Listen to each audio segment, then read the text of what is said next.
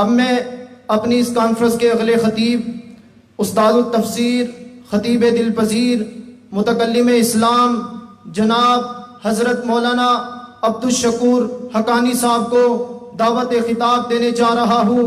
حضرت سے درخواست ہے کہ وہ مائک پر تشریف لائیں اور اپنے خیالات کا اظہار فرمائیں۔ ان کے آنے سے پہلے اللہ کے پاک نام کا نعرہ بلند کیجئے، نعرہ تکبیر۔ تاج و تخت ختم نبوت، تاج و تخت ختم نبوت، نعرہ تکبیر۔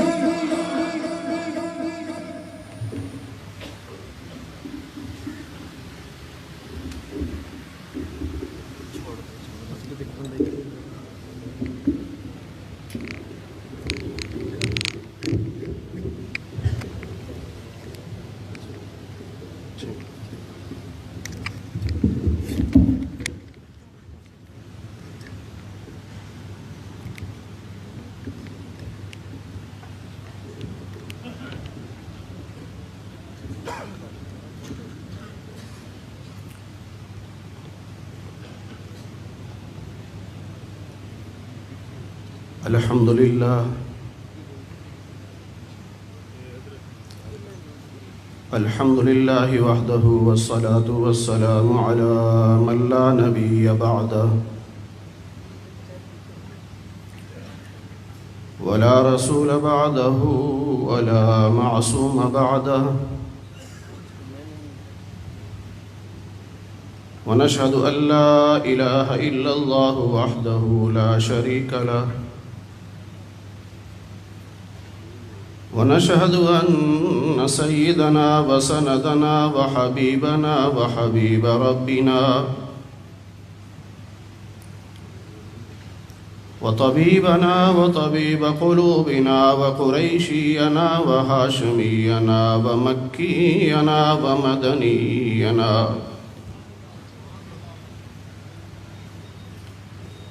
وأكرمنا وأشرفنا وأفضلنا وأحسننا وأجملنا وأطيبنا وهادينا ومرشدنا ومأوانا وملجانا سيدنا محمدا عبده ورسوله صلى الله عليه وسلم تسليما كثيرا كثيرا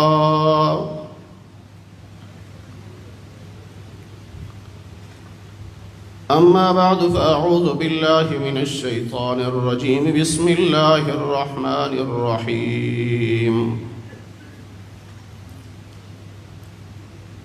ما كان محمد أبا أحد من رجالكم ولكن رسول الله وخاتم النبيين وكان الله بكل شيء عليما اللهم صل على محمد وعلى آل محمد كما صليت على إبراهيم وعلى آل إبراهيم إنك حميد مجيد اللهم بارك على محمد وعلى آل محمد كما باركت على إبراهيم وعلى آل إبراهيم إنك حميد مجيد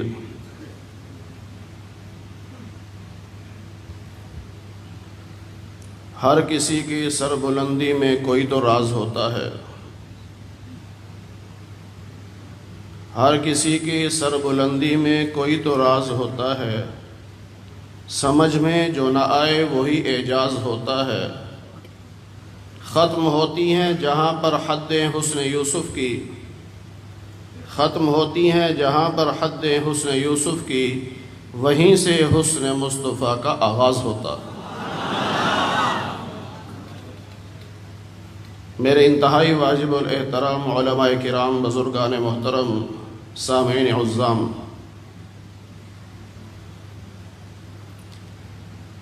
آپ کے شہر عارف والا میں دوسری مرتبہ مولانا رضوان عزیز صاحب کے وسیلہ سے حاضری کی توفیق ملی۔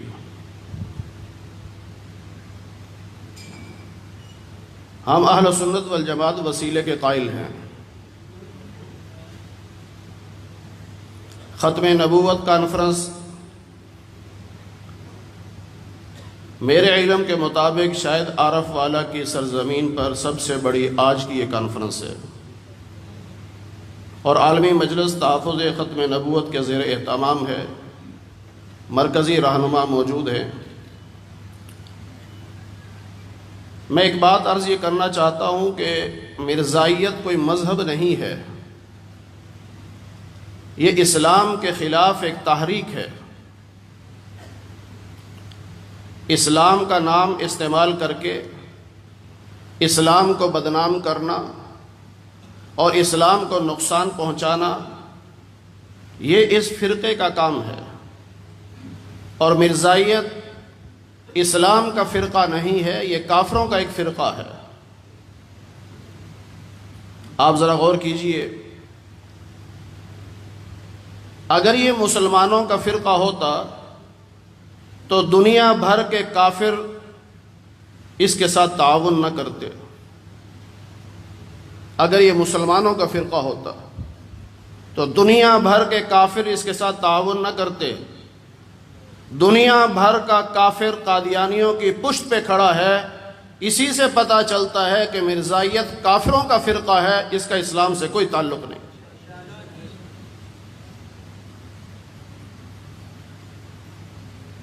مرزائیوں کی تکلیف پر امریکہ کا کافر بھی روتا ہے، یورپ کا کافر بھی روتا ہے، ہندوستان کا کافر بھی روتا ہے، حتیٰ کہ سکھ یہاں تک کہہ دیتے ہیں مسلمان کون ہوتے ہیں مرزائیوں کو اپنی صفوں سے نکالنے والے؟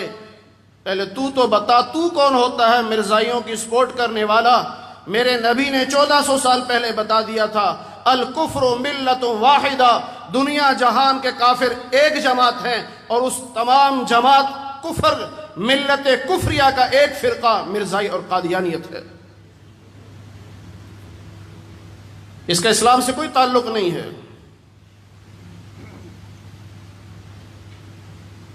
اور یہی وجہ ہے کہ یہ وسوسے پیدا کرتے ہیں، مسلمانوں کو گمراہ کرتے ہیں۔ ہر وہ کام جو مسلمانوں کے عروج کا سبب ہے اس کے خلاف یہ بولتے ہیں۔ دنیا میں اسلام کے عروج کا ایک ذریعہ اور سبب جہاد فی سبیل اللہ ہے، اور یہ جہاد کا انکار کرتے ہیں۔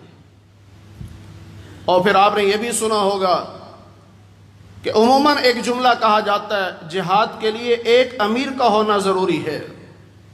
یہ مرزائیوں نے جملہ پھیلایا، جہاد کے لیے ایک امیر کا ہونا ضروری ہے، اور اسی وجہ سے ان کا ایک امیر نہیں ہے، مرزائیوں کے 8 سے زیادہ فرقے ہیں جو پوری دنیا کو بتاتے ہیں کہ مسلمان فرقوں میں تقسیم ہیں، مسلمانوں میں اختلافات ہیں۔ وہ پہلے اپنا تو بتائیں کہ ہمارے اپنے 8 فرقے ہیں۔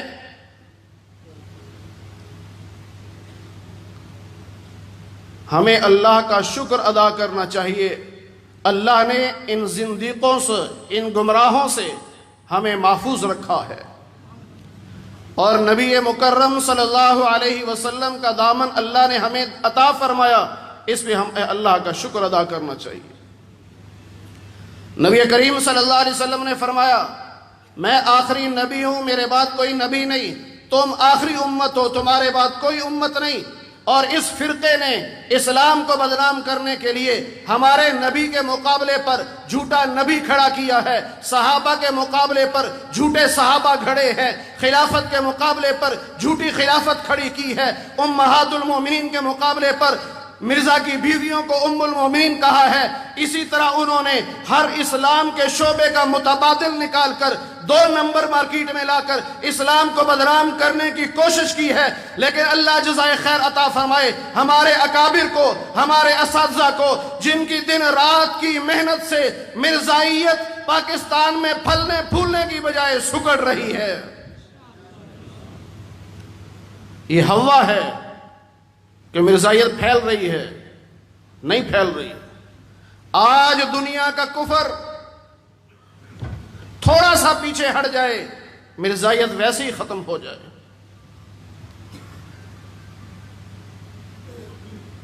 ان کا طریقہ واردات ایک یہ ہے جو اس وقت زیادہ چل رہا ہے آپ کسی بھی ایمبیسی میں جائیں ویزا لینے کے لیے تو وہ آپ کی درخواست پر، آپ کے فارم پر اعتراضات کریں گے. وہیں ان کے ٹاؤٹ پھر رہے ہوں گے، وہ مشورہ دیں گے اگر ویزا آسانی سے چاہیے تو یہ فارم ہے، یہ فل کر دو کہ میں تو قادیانی ہوں، فوراً آپ کو ویزا مل جائے گا. اس وجہ سے ہمارے سرکاری ریکارڈ میں مرزائیوں کی تعداد زیادہ ہے. کیوں؟ مسلمانوں نے ڈالر کی خاطر، گرین کارڈ کی خاطر، نیشنلٹی کی خاطر یا ویزے کی خاطر اپنے آپ کو فرضی طور پر قادیانی لکھوا دیا ہے. اس وجہ سے سرکاری کاغذات میں ان کی تعداد زیادہ نظر آتی ہے، وگرنہ حقیقت میں مرزائیوں کی تعداد بہت تھوڑی ہے. اور یہ لمحہ فکریہ ہے اور امت مسلمہ کے ماں باپ کے لیے پیغام ہے، اپنی اولاد کو سنبھالو جو دنیا کے چند ٹکوں کی خاطر نبی آخر الزمان کا دامن چھوڑ کر قادیانیت کے دامن سے ہلکا سا وابستہ بھی ہو جاتے ہیں.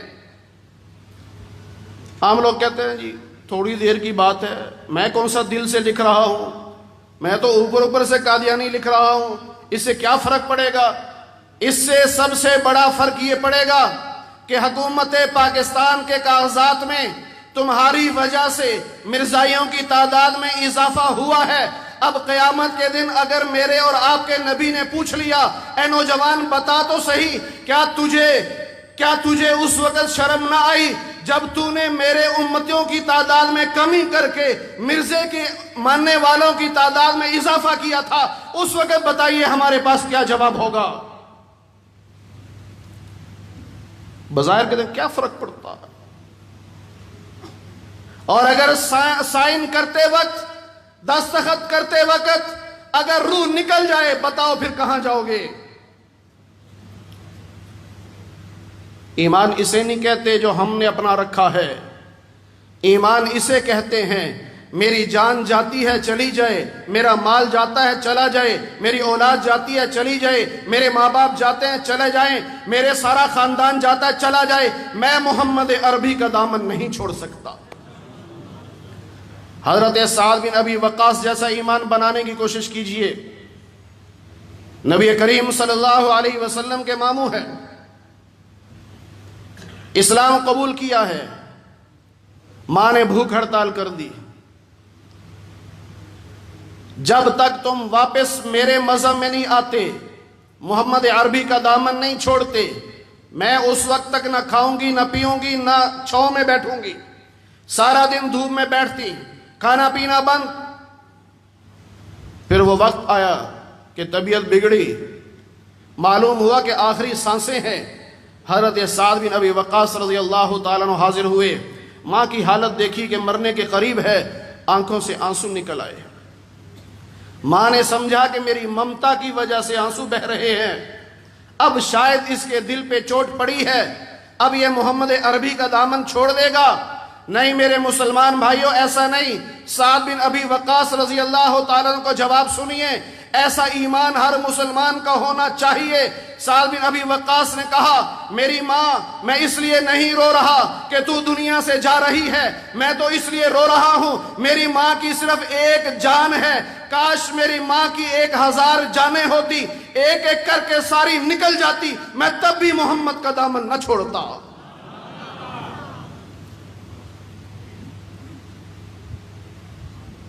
پیسوں کی خاطر محمد مصطفیٰ صلی اللہ علیہ وسلم کا دامن چھوڑ دینا؟ ہم نے اصل میں پہچانا ہی نہیں کہ ہمارا مقام کیا ہے. ایک مستقل موضوع ہے کہ امت محمدیہ کا مقام کیا ہے. میں صرف 1-2 جھلک آپ کو دکھاتا ہوں. وَكَذَلِكَ جَعَلْنَاكُمْ أُمَّةً وَسَطًا لِتَكُونُوا شُهَدَاءَ عَلَى النَّاسِ. اس پہ غور کیجئے، تفسیر پڑھیے. قیامت کے دن اللہ نبیوں سے پوچھیں گے میرا پیغام پہنچایا؟ سارے نبی فرمائیں گے اے اللہ پہنچا دیا. اللہ اس نبی کے کافر امتیوں سے پوچھیں گے میرا پیغام ان نبیوں نے تم تک پہنچایا؟ کافر جھوٹ بول دیں گے یا اللہ کوئی نہیں پہنچایا. اس پہ اللہ نبیوں سے فرمائیں گے آپ کے پاس کوئی گواہ ہے کہ جو یہ گواہی دے کہ آپ نے میرا پیغام پہنچایا تھا؟ 1.25 لاکھ نبی کہیں گے اے اللہ ہمارے گواہ امت محمدیہ ہے.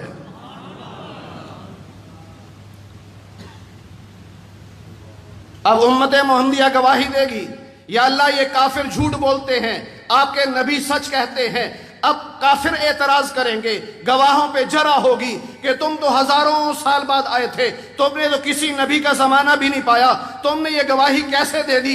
امت محمدیہ کہے گی کہ ہمیں ہمارے نبی محمد مصطفیٰ صلی اللہ علیہ وسلم نے بتایا تھا، 1,24,000 نبی دنیا میں آئے، سب کے سب سچے نبی تھے، سب نے اللہ کا پیغام پہنچایا تھا، اس لیے ہم نے اپنے نبی کی بات مان کر گواہی دی ہے۔ یہ 1.25 لاکھ نبی سچ بولتے ہیں، یہ کافر جھوٹ بولتے ہیں۔ اب ادھر اللہ فرمائیں گے کہ اے امام الانبیاء، اے محبوب خدا، اے خاتم النبیین، آپ بتائیے کیا آپ نے اپنی امت کو بتایا تھا؟ ہمارے نبی صلی اللہ علیہ وسلم اللہ کے سامنے بتائیں گے کہ اللہ میں نے اس امت کو بتایا تھا۔